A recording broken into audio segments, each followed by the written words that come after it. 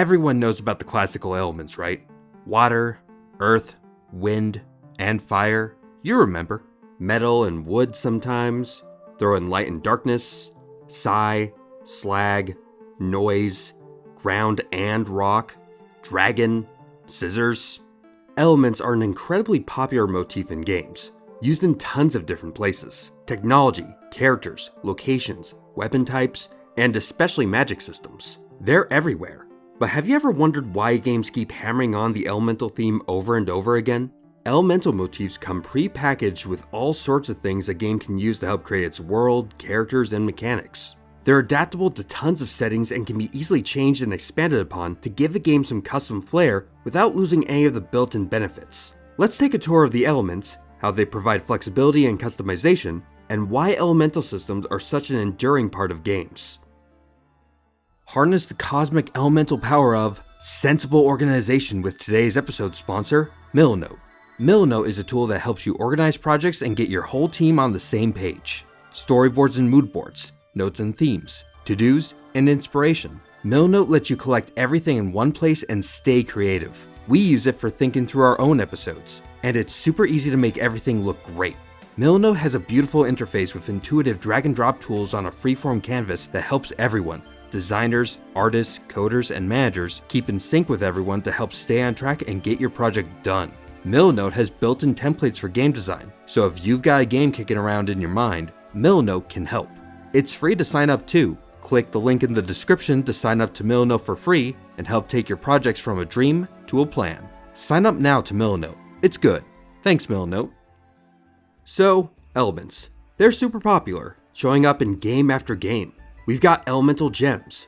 We've got characters who do nothing but stuff with water. We've got entire cities built around and in and with fire. We got systems with 3 elements in balance, or 4, or 5, 6, 8, 18. We've got cultures themed around the way of the wind or of nature.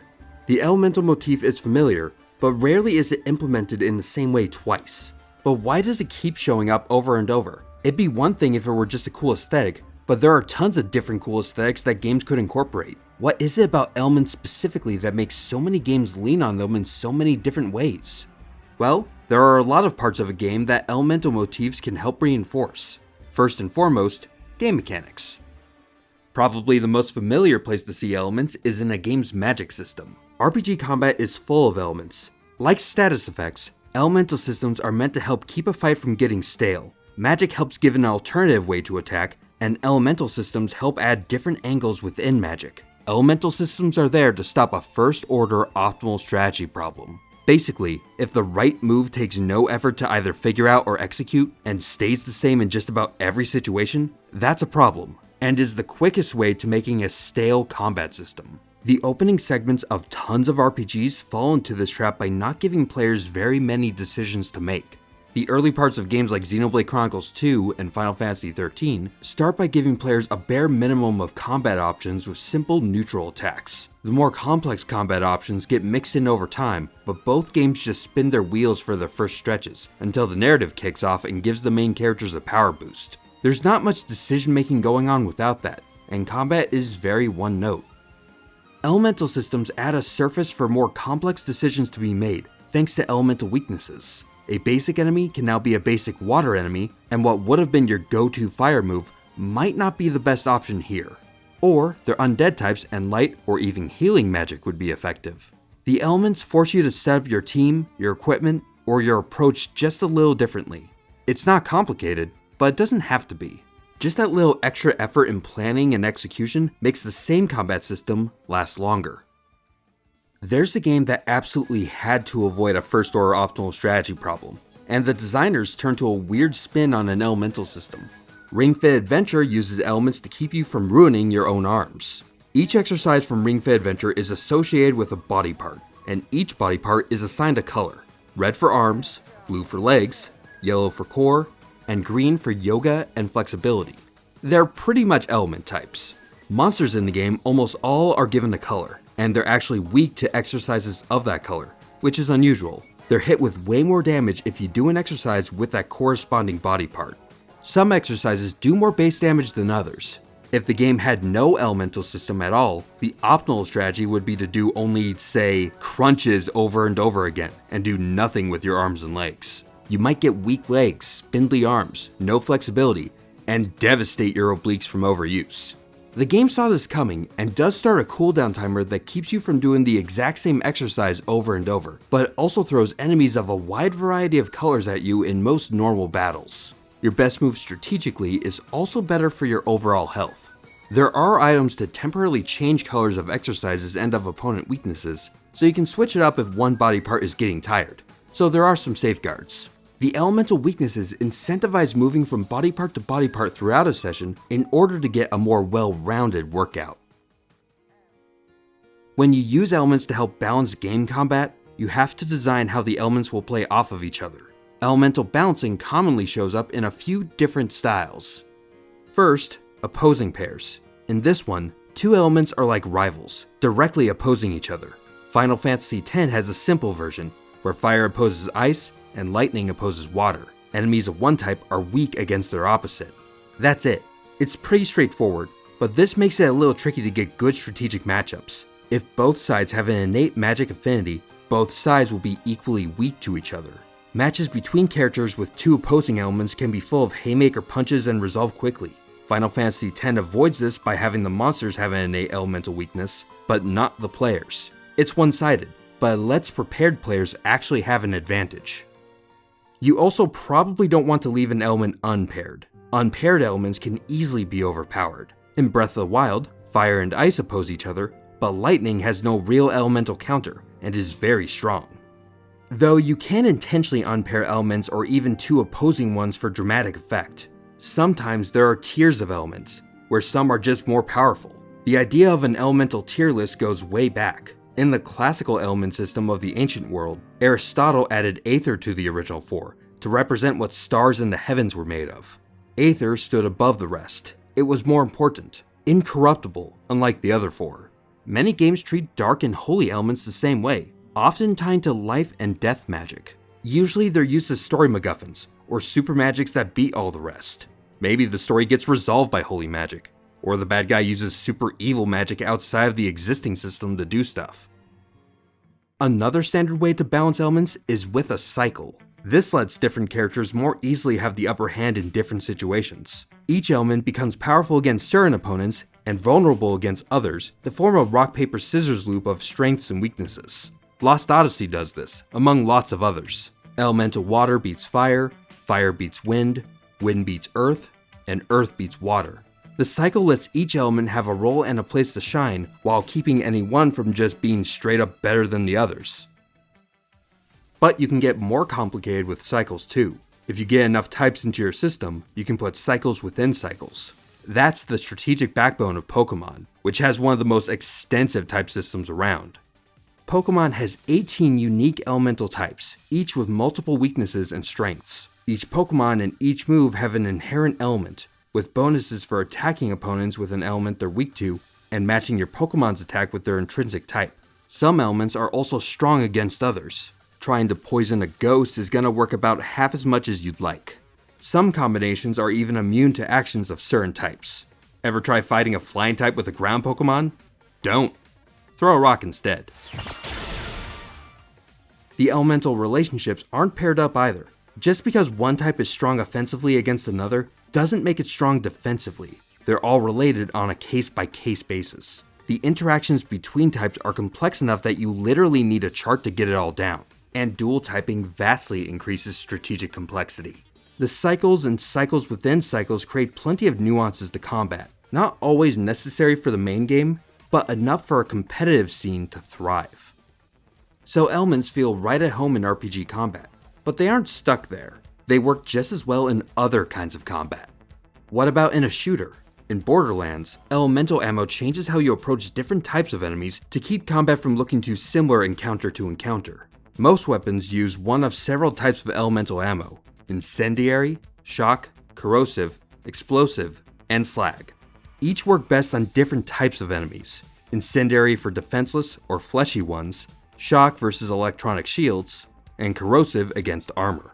Explosive does massive single blow damage, and slag works more like a status effect. lowering target defenses against other types. The different ammo types feed into the game's focus on weapon variety, giving yet more options to think about when selecting your arsenal. As you play, you'll be swapping weapons from ammo type to ammo type as your enemies change, and even mixing in explosive and slag attacks in the middle of fights. The variety keeps the game from just having the one best gun for every situation. Elements and gameplay aren't limited to games with combat even. They work great in environmental puzzles too. Luigi's Mansion has you running around a ghost house solving little elemental themed puzzles. You can suck up an elemental spirit and turn your vacuum into a ice vacuum or whatever. Use fire to light up some candles, water to extinguish a door, or ice to freeze a bunch of booze during a boss fight. The elemental spirit is pretty much right next to the bit you need to use it for, so these aren't the toughest to figure out, but they're fun little lock and key puzzles. Or the keys and locks can get a bit more complicated. Pikmin is designed around using the unique properties of different Pikmin types to get through obstacles and enemies as efficiently as possible.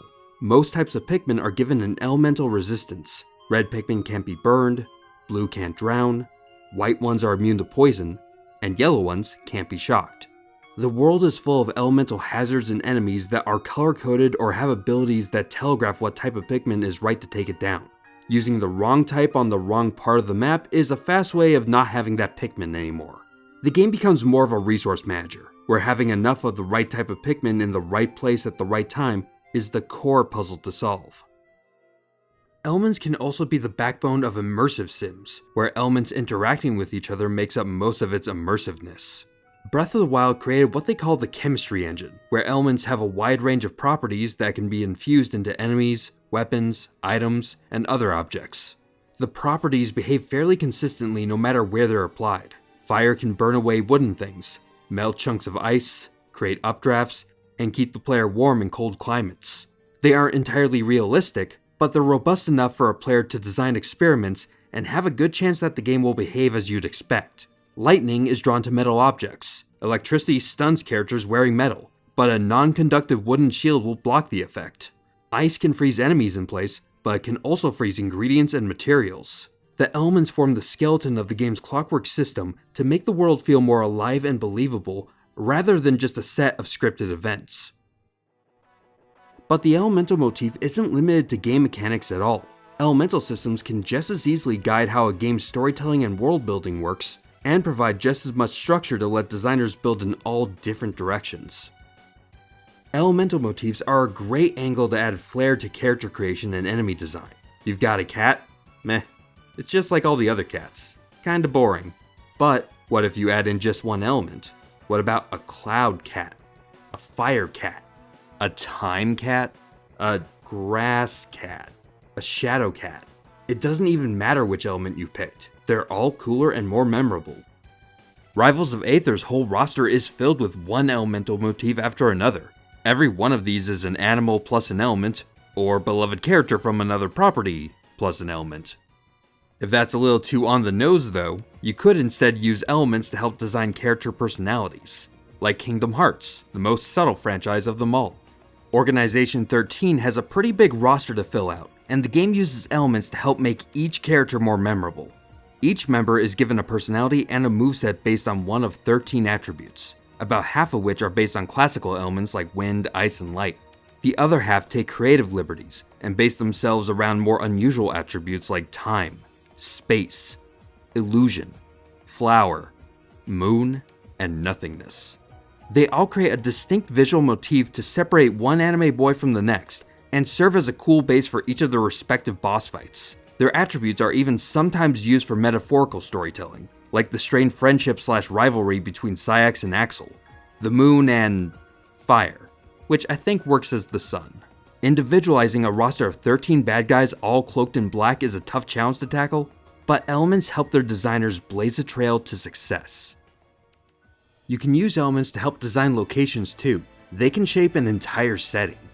The world of Skies of Arcadia is a series of floating islands amid an endless sea of clouds. Above it are 6 colored moons, one for each element in the game. The moons impact their surrounding lands with their respective magical attributes, and the civilizations nearby shape themselves around the moon's climate and magic. The fiery red moon creates the desert continent of Nazir. The yellow moon infuses electricity into the land. which the militaristic Valuan Empire uses to build its bright, tech-filled cities. The green moon of nature flies above the lush jungles of XIII.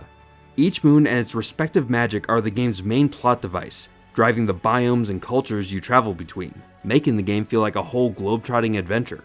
Though you have to watch out when designing cultures entirely around elements. It does make it easy to create very one-dimensional and stereotypical cultures if you aren't careful.